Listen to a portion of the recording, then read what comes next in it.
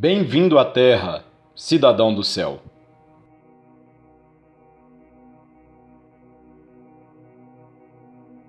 De onde nós viemos? Quem somos nós? Por que estamos neste mundo? Por que nós nascemos aqui como um homem ou como uma mulher? Por que nós viemos neste tempo e não na Idade Média?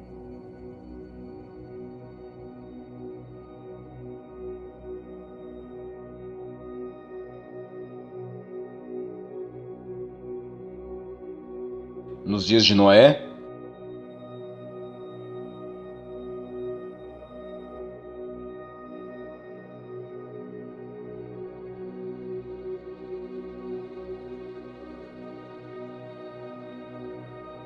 Ou no futuro?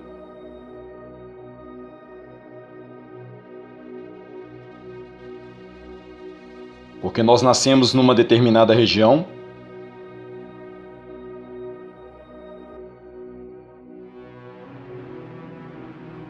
Existe predestinação?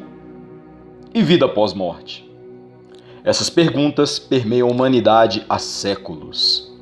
Cientistas, sábios, filósofos e líderes religiosos têm tentado responder a essas questões, mas o resultado nunca foi satisfatório. Algo foi vedado a nós que responde a todas essas questões. Saiba agora da pré-existência da alma.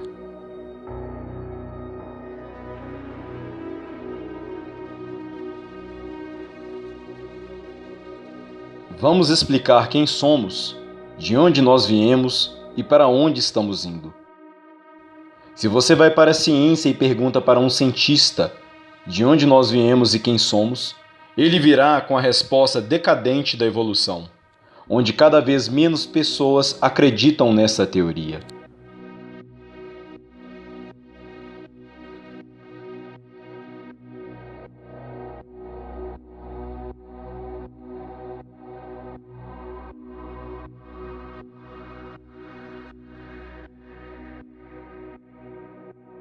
Antes de prosseguirmos, temos que definir os aspectos da tricotomia que é o corpo, a alma e o espírito.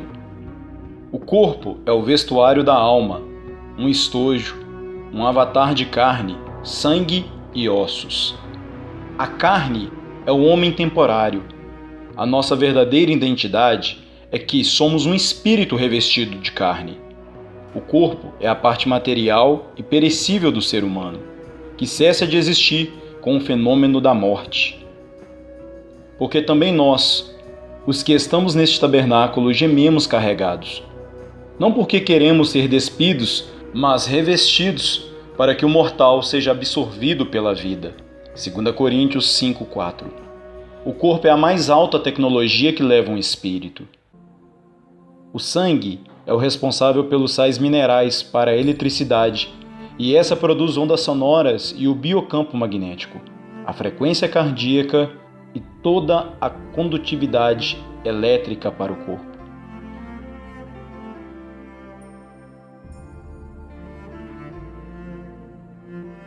Fios de cobre são revestidos com um isolante que pode ser a borracha. No corpo, as nossas veias fazem o papel desse isolante através dos óleos contidos no sangue, como o colesterol. O ar que respiramos contém cargas elétricas que são absorvidos pelos pulmões. Somos uma máquina de carne que abriga um espírito. Já a alma é aquela que reside dentro dos nossos corpos enquanto estamos vivos.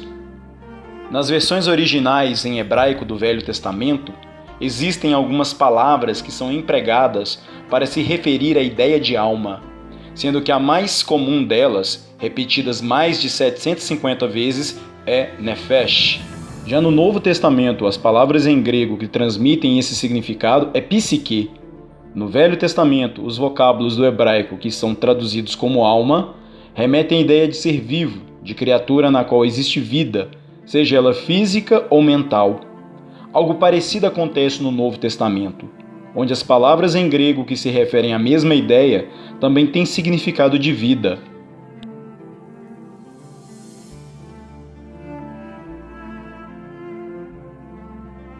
Assim, a alma é o que faz de nós seres vivos. Na alma estão a memória, os sentimentos, os talentos e desejos. É considerada a sede das emoções, trabalhando no campo da mente humana ao trazer sensações emotivas, prazer, alegria, tristeza, entre outras. Deus deu a alma para o homem ao soprá-la nas narinas de Adão. De acordo com alguns judeus estudiosos do Gênesis, o termo Ruach, Nefesh, que se encontra em Gênesis 2:7, indica especificamente uma alma diferenciada inserida em um ser pré-existente, ou seja, no homem. Em Mateus 10:28, vemos a menção de que a alma e o corpo podem ser jogados no lago de fogo. Também ocorre em Lucas 16:19 e Marcos 9:48-49. Todo ser vivo possui uma alma biológica, e nós não fugimos à regra. Segundo Levítico 17, 13 e 14, a alma do animal está no sangue. A alma biológica também se encontra no homem e é relativa ao corpo. A alma como sentimento é o termo "a minha alma se alegra", por exemplo. Pode ser sentimento de alegria ou tristeza. Com a alma se relacionam nosso intelecto, nossa personalidade e nossa vontade. A alma proporciona ao corpo vida. Ela nos torna conscientes de nós mesmos. Todo ser vivo possui alma, mas o ser humano ganhou a alma vinda direto do sopro de Deus, nas narinas do primeiro homem. Nefesh, traduzido como ser ou alma, provém de nafash, que significa respirar. Uma vez que a respiração é a mais evidente manifestação de vida, Nefesh designa basicamente um homem como uma criatura vivente, uma pessoa. Quando utilizada para animais, tal como na criação, a palavra os descreve como criaturas viventes, criadas por Deus. Nesse caso, o termo é Nefesh Shayah. Em outras palavras, a alma é a nossa consciência, que pode ser boa ou má, e nela ficam registradas nossas escolhas. A ligação entre corpo e alma se dá pelo cordão de prata, mencionado em Eclesiastes 12:6. Antes que se rompa o cordão de prata, e se quebre o copo de ouro, e se despedace o cântaro junto à fonte, e se quebre a roda junto ao poço. Mas o que é o cordão de prata? Também chamado de fio de prata, cordão fluídico ou cordão astral, o cordão de prata é um fio que liga o corpo físico ao corpo astral, ou seja, a alma. Ele é um apêndice energético.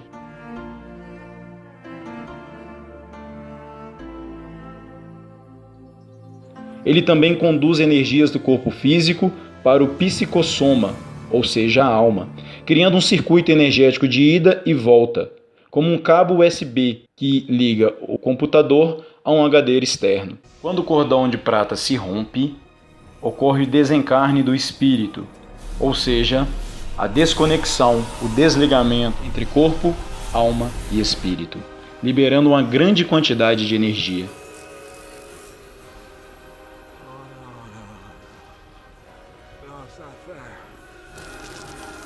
Por isso que o rei Salomão fala em Eclesiastes 12:6 do rompimento desse cordão e ainda diz que quebra o copo de ouro, ou seja, a energia do campo biomagnético de cada um.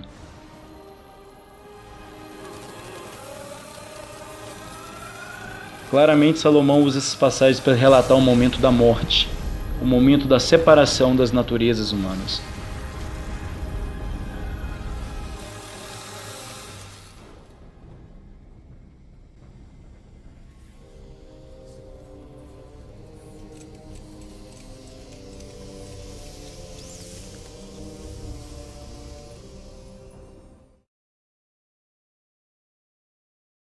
E o espírito?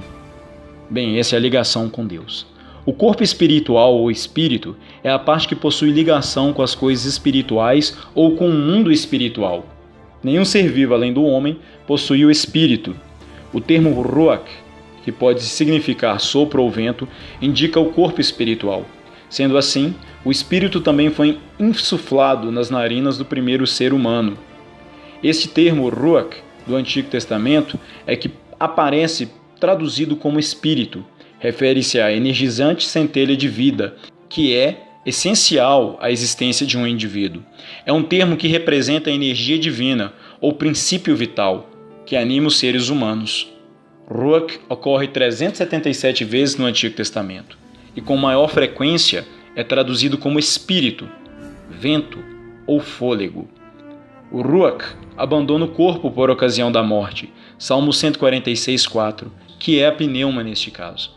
A tradução está associada à ideia de espírito que se volta para Deus, ou se afasta dele, e é libertado da carne depois da morte. Assim, o espírito é aquele que nos conecta ao Criador, e é através dele que qualquer mortal poderá se unir ao espírito do Senhor. Ruach é utilizado frequentemente para identificar o Espírito de Deus, como em Isaías 63:10. O Espírito é o princípio ativo da nossa vida espiritual. É imortal. Embora receba impressões do corpo e da alma, também é capaz de receber conhecimentos diretamente de Deus e de manter com Deus uma comunhão espiritual. Ele nos torna conscientes de Deus, porque a palavra de Deus é viva e eficaz. É mais penetrante do que a espada de dois gumes, e penetra até a divisão da alma e do espírito, e das juntas e medulas, e é apta para discernir os pensamentos e intenções do coração. Hebreus 4:12. Já no Novo Testamento, o vocábulo em grego que remete à noção de espírito é pneuma, que dá a ideia de respiração, vento, espírito. Existe uma relação cognata entre respiração e espírito. Ambas as palavras são substantivos cognatos do verbo pneu. O vento é criado pelo fluxo de carga ou eletricidade. O vento e o espírito são elétricos.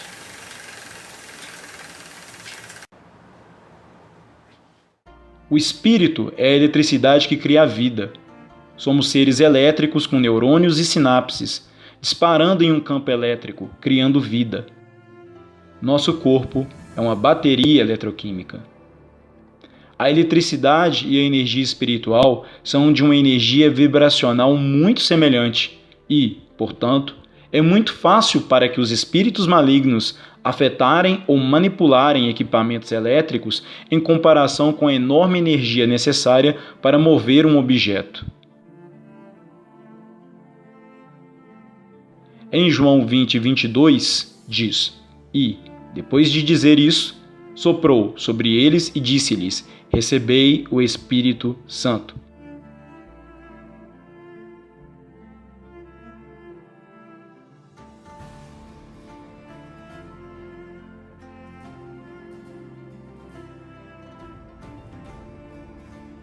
Em resumo, o corpo é a parte física, a alma é o nosso verdadeiro eu, que através dos 5 sentidos interagem junto ao corpo no mundo físico.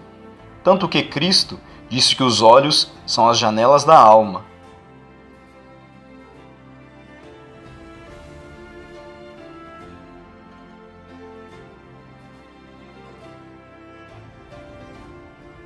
E o espírito é a parte elétrica que vem de Deus, que dá a vida, que voltará para Deus.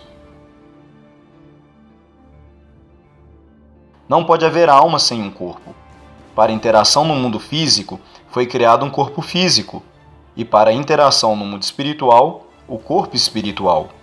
Pós-morte física, aqui neste mundo, a alma é desconectada do corpo e é conectada ao espírito, ou seja, a alma deixa o corpo físico e vai se unir ao corpo espiritual. A nossa ligação com o corpo espiritual está rompida e há apenas conexões momentâneas e rudimentares para com o mesmo. A primeira morte, então, é a desconexão do corpo físico e a alma. E a segunda morte, para aqueles que passarão pelo julgamento do grande trono branco, será a desconexão entre alma e o espírito, onde o espírito voltará para Deus.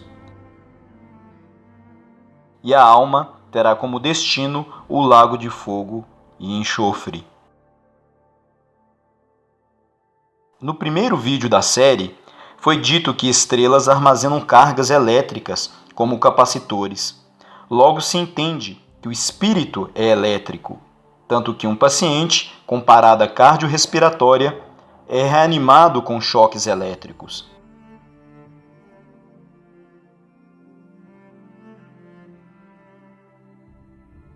Em Gênesis, no capítulo 1, verso 4, Deus faz separação entre luz e trevas. Isso foi muito mais que um fenômeno físico, mas também uma ação no mundo espiritual, separando pelo firmamento os espíritos de luz, que teriam mais uma chance aqui, daqueles 1/3 de espíritos que caíram e que são trevas. Esses permaneceram fora do Éden.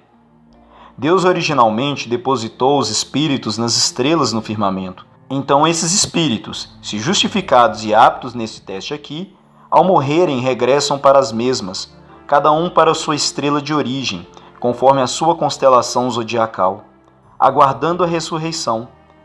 Caso sejam reprovados, serão sugados eletromagneticamente ao inframundo, passando pelo centro do Tórus e indo aos mundos inferiores.